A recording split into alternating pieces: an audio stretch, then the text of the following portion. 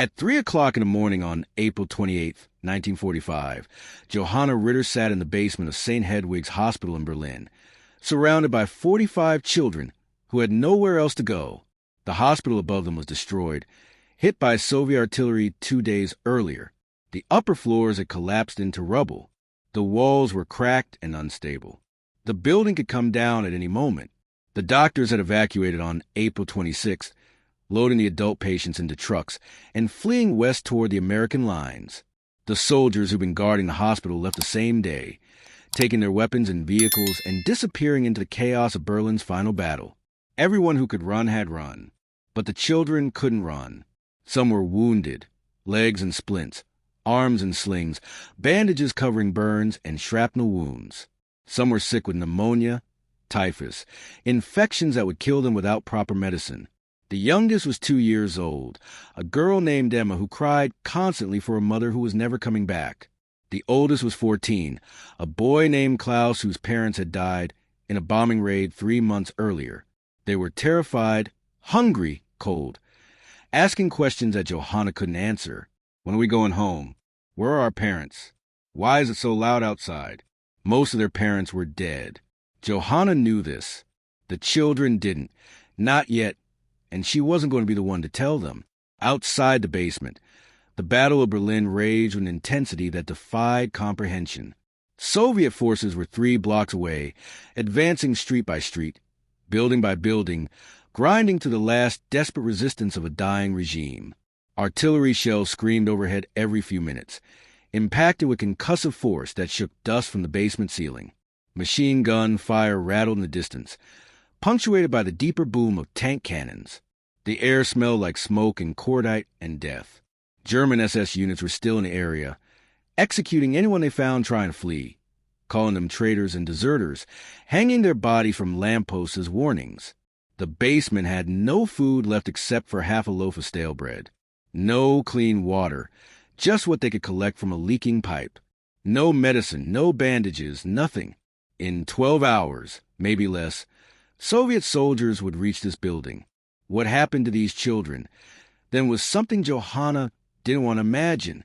She'd heard the stories, the rumors, the things that happened when armies took cities. She'd treated women who'd survived Soviet occupation in the Eastern Territories. She knew what war did to the helpless. She looked at the 45 faces staring at her in the dim light of a single candle, these children who trusted her because she was the only adult left, and she made a decision. She was getting them out. All of them. She didn't know how. She didn't know if it was possible. But she knew that staying here meant death or worse, and she refused to accept that. She stood up, brushed the dust from her nurse's uniform, and said to the children in a voice that was calmer than she felt, "We're going on a trip. It's going to be scary and loud, but I need you to be very brave. Can you do that for me?" The children nodded, wide-eyed. Klaus, the 14-year-old, said quietly, "Where are we going?" Johanna said, "Somewhere safe." Johanna Ritter was born on March 3rd, 1917, in Potsdam, a small city outside Berlin. Her father, Wilhelm Ritter, was a postal worker who spent his days sorting mail and his evenings reading newspapers, trying to understand a world that seemed to be falling apart. Her mother, Margarete, died when Johanna was 8 years old, from pneumonia that turned into sepsis because they couldn't afford a doctor. Johanna remembered sitting by her mother's bedside, watch her die slowly over 3 days, remember the helplessness, the rage of a world where people died from treatable illnesses because they were poor. She decided then, at 8 years old, that she was going to be a nurse. She was going to help people. She was going to make sure that other children didn't have to watch their mothers die. She grew up quiet and responsible, the kind of girl who took care of everyone around her. She helped her father with household chores, cooked meals, managed the budget. She was good at school, especially science and mathematics. At 18, in 1935, she enrolled in nursing school at the Charite Hospital in Berlin. It was a 3-year program, rigorous and demanding, designed to produce nurses who could handle anything. Johanna excelled. She had steady hands, a calm demeanor under pressure, and an ability to focus completely on the task in front of her. She graduated in 1938 with top marks and was hired immediately at St. Hedwig's Hospital in Berlin, a Catholic hospital that treated everyone regardless of their ability to pay.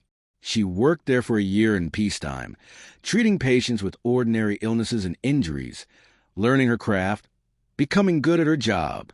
Then, on September 1st, 1939, Germany invaded Poland, and the world went to war. Within months, St. Hedwig's Hospital was overwhelmed with wounded soldiers. Johanna worked 18-hour shifts, treating burns, amputations, infections, watching young men die from wounds that peacetime medicine could have saved. She learned to work with limited supplies, to improvise, to make decisions quickly because hesitation meant death. She learned to compartmentalize, to treat the patient in front of her without thinking about the 100 others waiting. She learned that being a nurse in wartime meant watching people die and then immediately moving to the next patient because there was always a next patient. By 1945, she'd been a nurse for 7 years. She'd seen more death than most soldiers. She'd treated thousands of patients, saved hundreds of lives, lost hundreds more. She'd been bombed, shot at, nearly killed a dozen times. But she was still just a nurse, not a doctor, not an officer, not someone whose opinion mattered in the hierarchy of the hospital. When the doctors decided to evacuate on April 26, they didn't consult her. They just told her, "We're leaving. You should come with us." She looked at the 45 children in the basement and said, "I'm staying." The doctors thought she was being foolish. "You'll die here," one of them said. "Those children are doomed. Save yourself." She didn't argue. She just stayed. Now, at 3 a.m. on April 28th, with Soviet forces 3 blocks away and the building collapsing around them, Johanna told the remaining hospital staff, 2 elderly doctors who'd stayed behind because they were too old to run, and 3 nurses who'd stayed for reasons they couldn't quite articulate, that she was going to evacuate the children. Dr. Friedrich Weber, a 67-year-old surgeon with hands that shook from age and exhaustion, listened to her plan and shook his head slowly. "Johanna, you want to move 45 children through 3 kilometers of active combat to reach the American lines in the western sector. That's not a plan. That's suicide. The Soviets will shoot you. The SS will shoot you. The buildings are collapsing. There's artillery, snipers, fires everywhere. And you're just a nurse. You're not trained for combat. You're not trained for evacuation under fire. You'll get yourself killed and doom those children." Johanna said quietly, her voice steady, "If we stay here, they die. If the Soviets find them, best case is they're sent to an orphanage somewhere in Russia, separated, lost. Worst case." She didn't finish the sentence. She didn't need to. Everyone in that basement knew what the worst case was. "I won't let that happen. I'm taking them to the American sector. There are refugee camps there, aid organizations, the Red Cross. There's safety. There's a future." Anna, another nurse, younger than Johanna, said, "How? How will you move 45 children through a war zone? Some of them can barely walk. Some are sick. The youngest is 2 years old. It's impossible." Johanna had thought about this.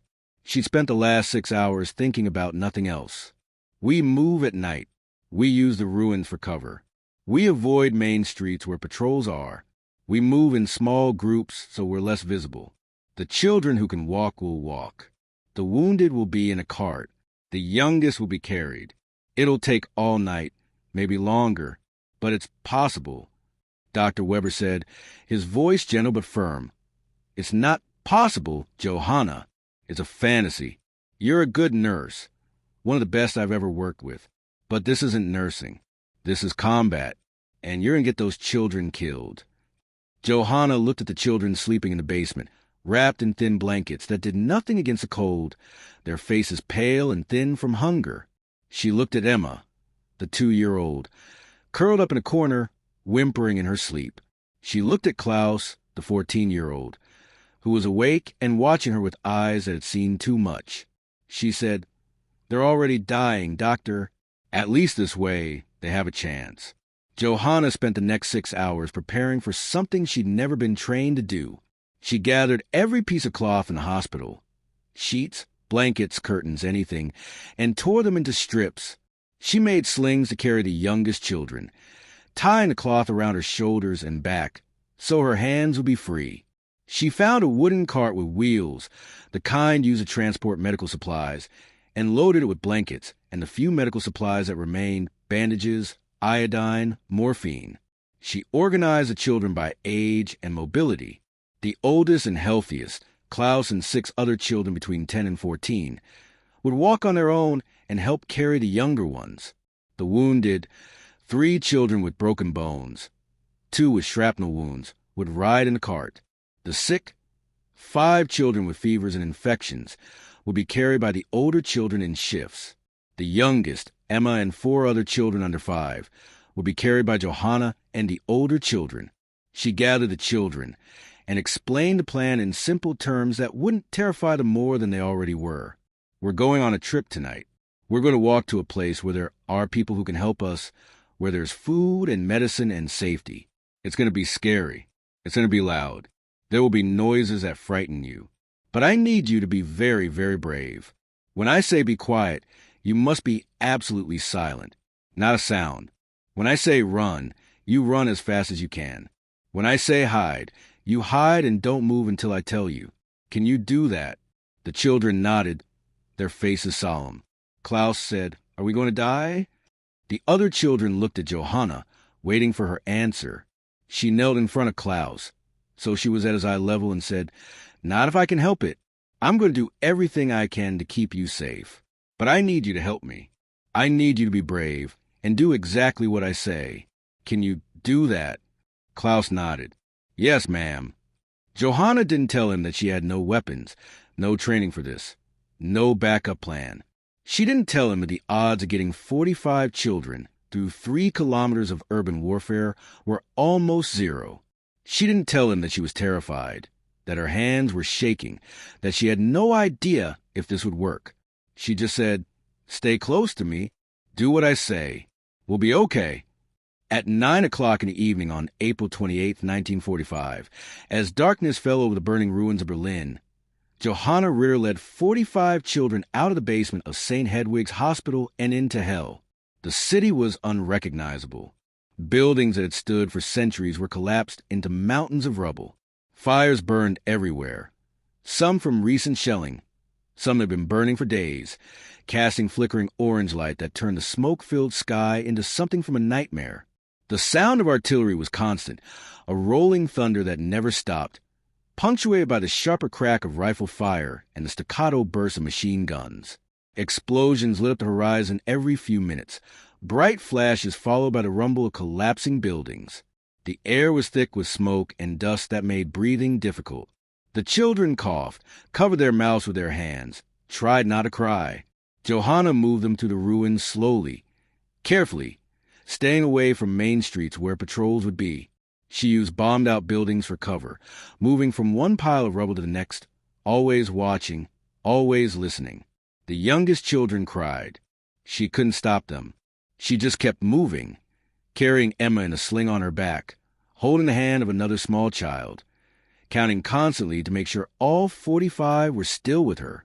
After 200 meters, they encountered their first obstacle. The street ahead was blocked by a collapsed apartment building that was still burning, flames shooting from the windows, the heat so intense she could feel it from 50 meters away. They couldn't go through. They had to go around, which meant crossing an open square, a plaza that had once been a marketplace and was now just empty space with no cover. Johanna scouted ahead, moving to the edge of the square, watching, listening. The square was empty, but she could hear voices in the distance. German voices, soldiers. SS units were patrolling the area, looking for deserters, for anyone trying to flee. She waited, crouched in the rubble, until the voices faded. Then she signaled to Klaus, who was helping manage the other children. "We have to cross. 5 at a time.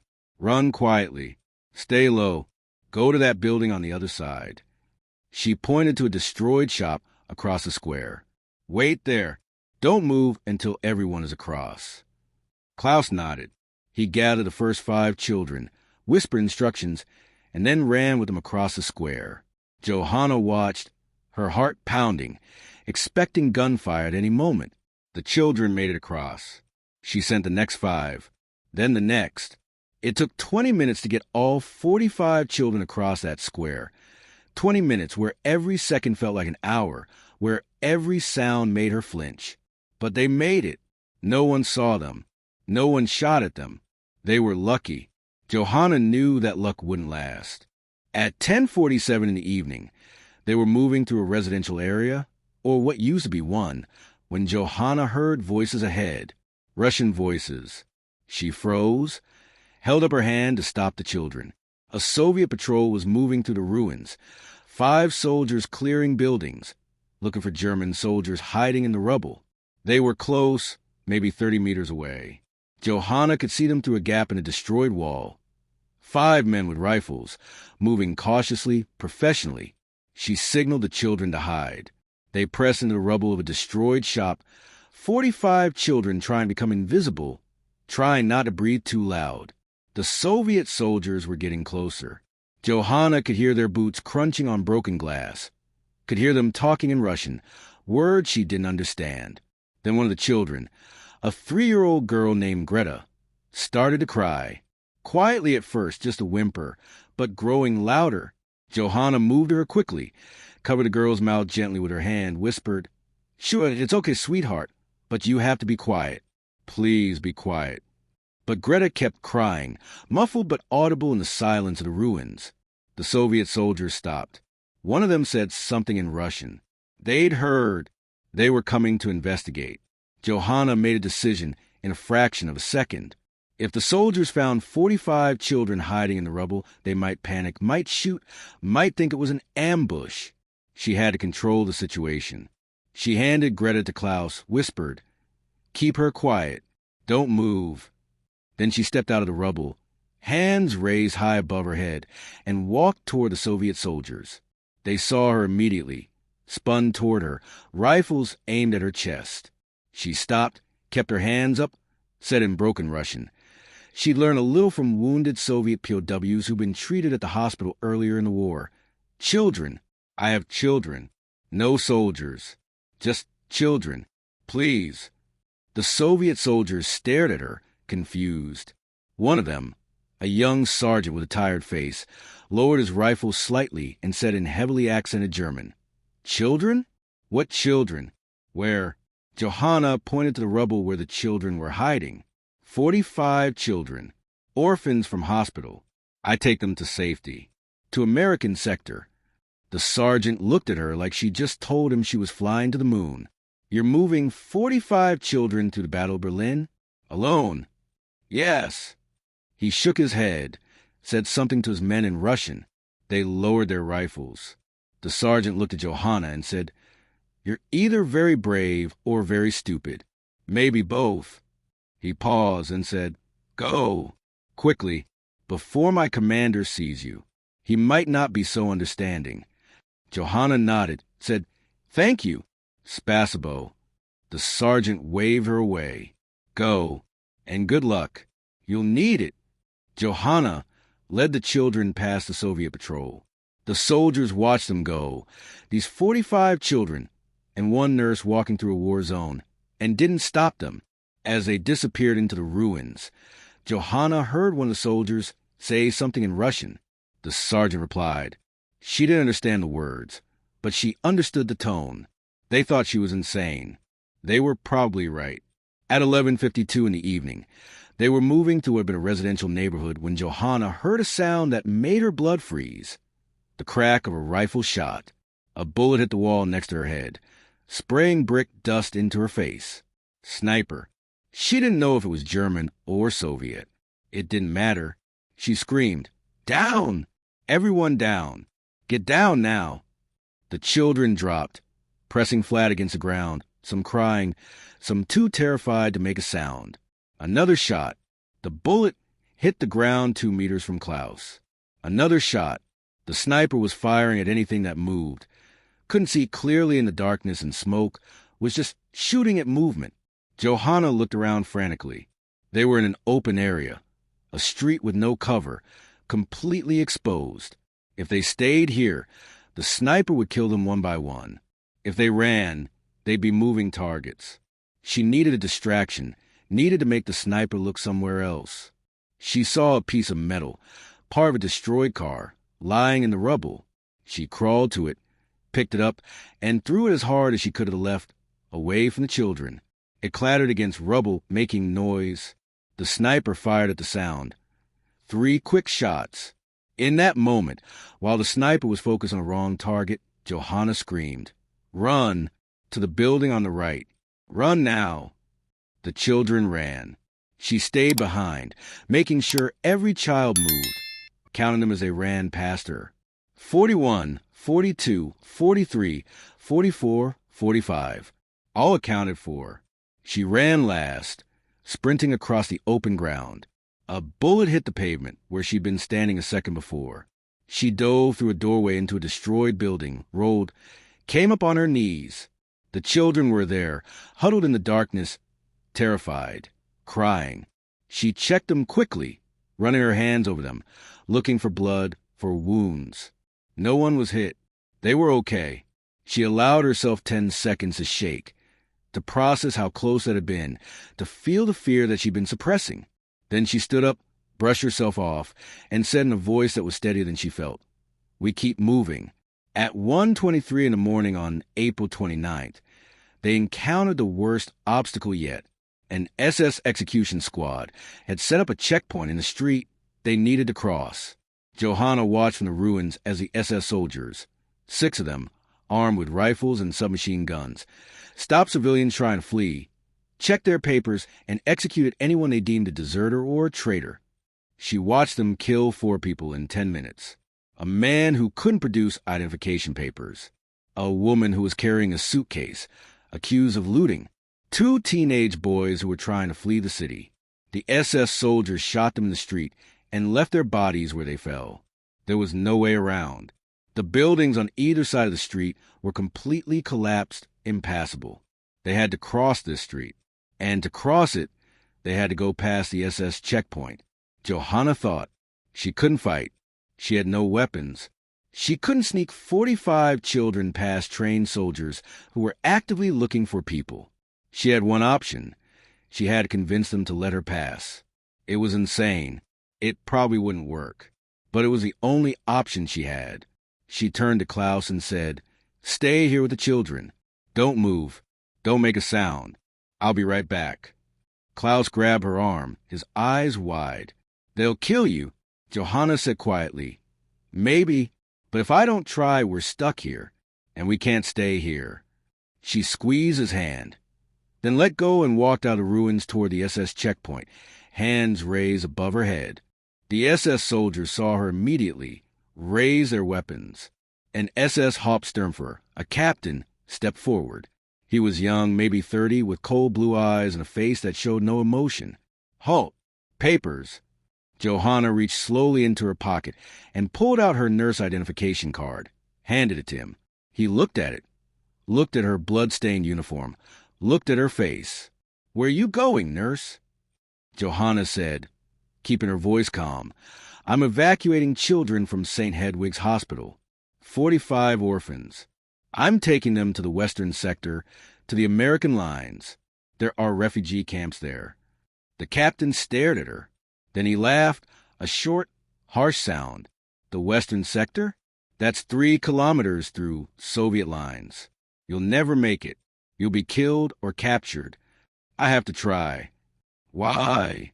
The captain's voice was genuinely curious. "Why risk your life for orphans? They're not your children. They're not your responsibility." Johanna looked him in the eyes and said, "They're someone's children, and I'm a nurse.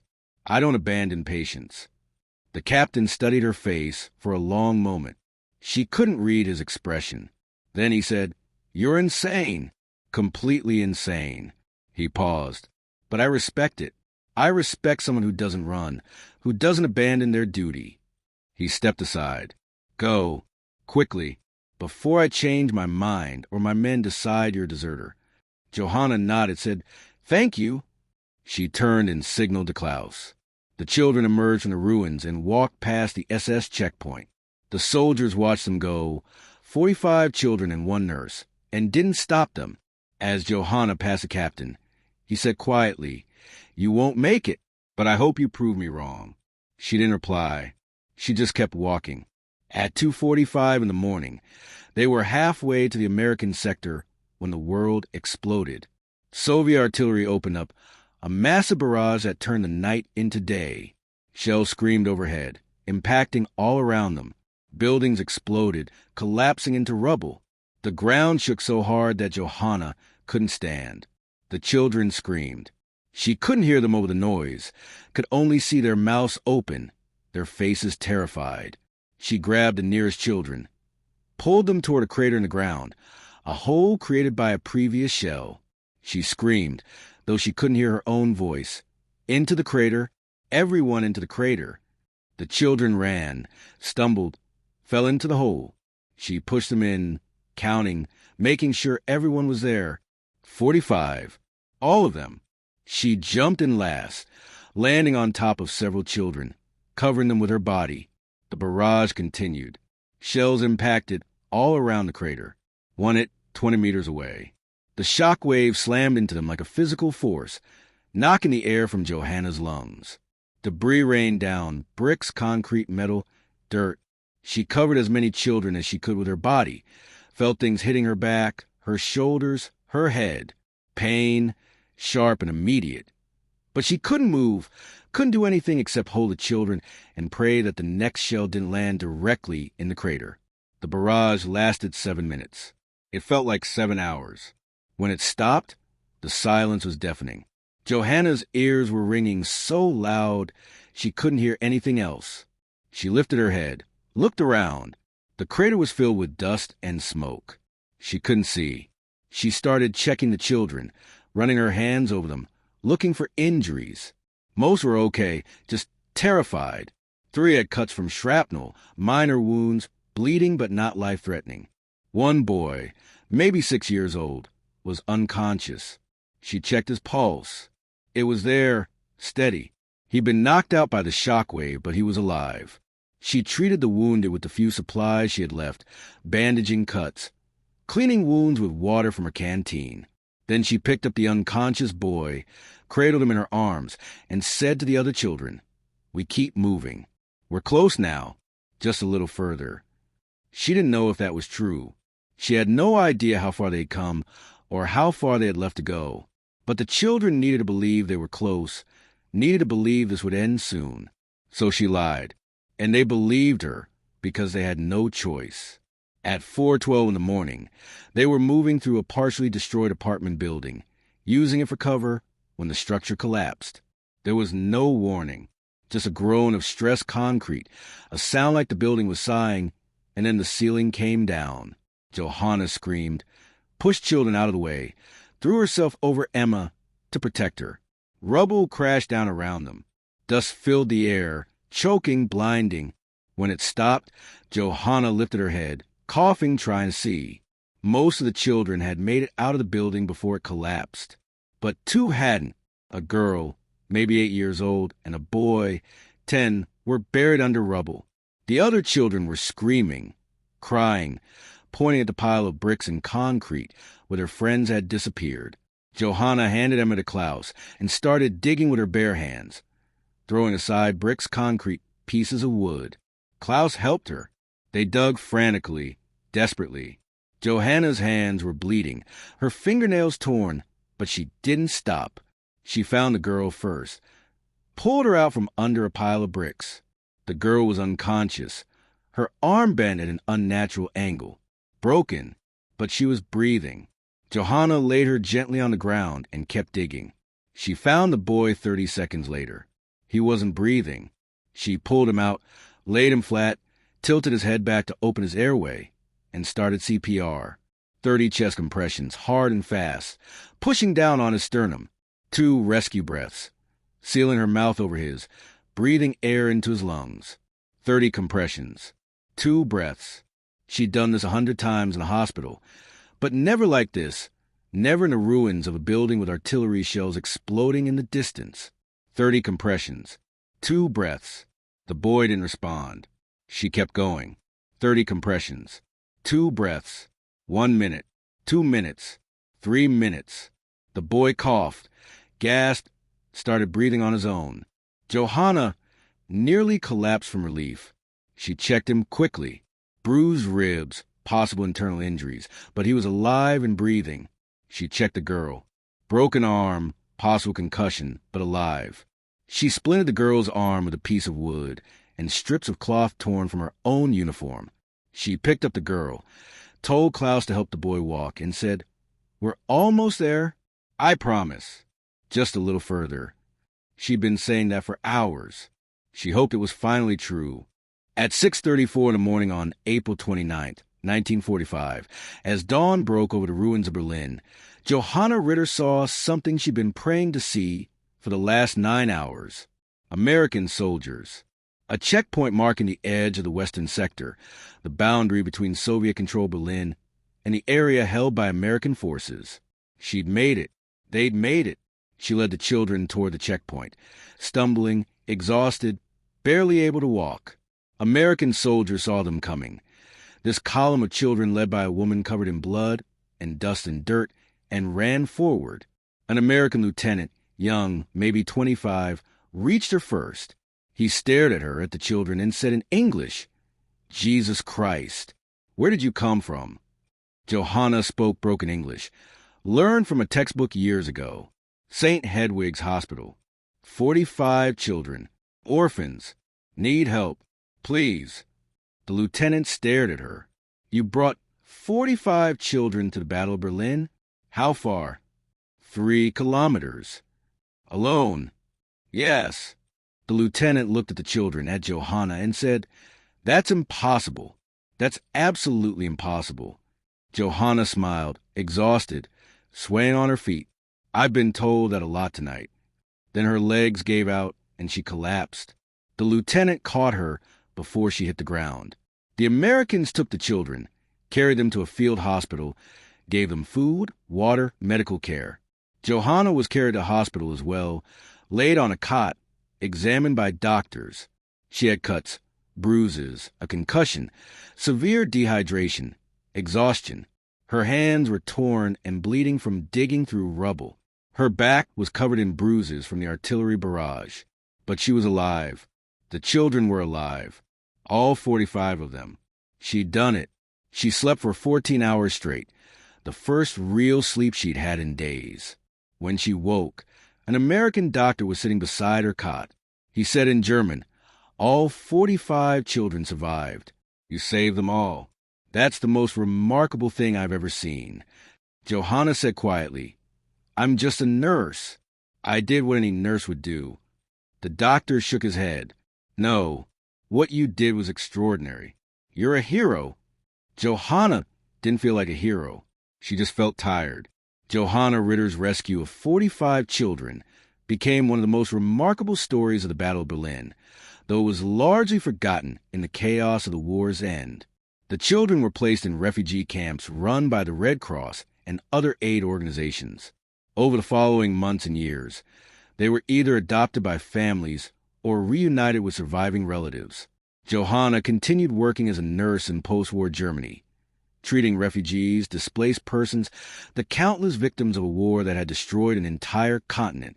She worked in hospitals, in refugee camps, wherever she was needed. She never spoke publicly about the rescue. When people asked her about it, when journalists tried to interview her, she'd say, simply, "I did what any nurse would do. I took care of my patients." She didn't think of herself as a hero. She thought of herself as someone who'd done her job.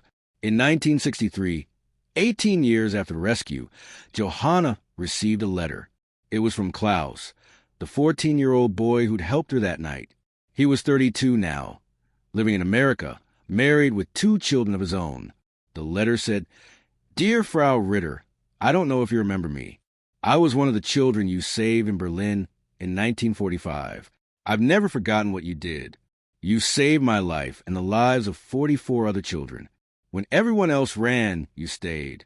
When everyone said it was impossible, you did it anyway. You were just a nurse." They said, "But you were the bravest person I've ever known. Because of you, I got to grow up. I gotta have a life, a family, a future. My children exist because of you.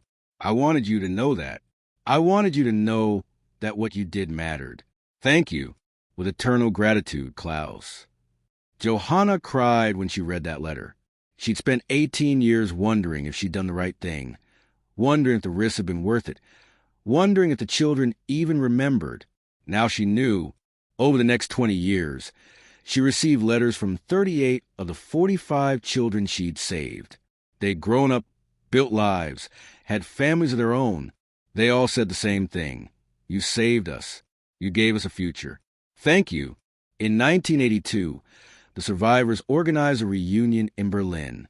32 of them came, now adults in their 40s and 50s, bringing their children and grandchildren. They met Johanna, now 65 years old, and thanked her. They told her their stories, showed her pictures of their families, introduced her to their children. One woman, Greta, the 3-year-old who cried and nearly gave them away to the Soviet patrol, said, I don't remember that night. I was too young. But my whole life exists because of you. My children exist because of you.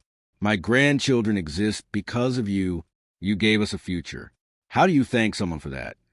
Johanna Ritter died on November 12, 1989, at the age of 72 from a heart attack.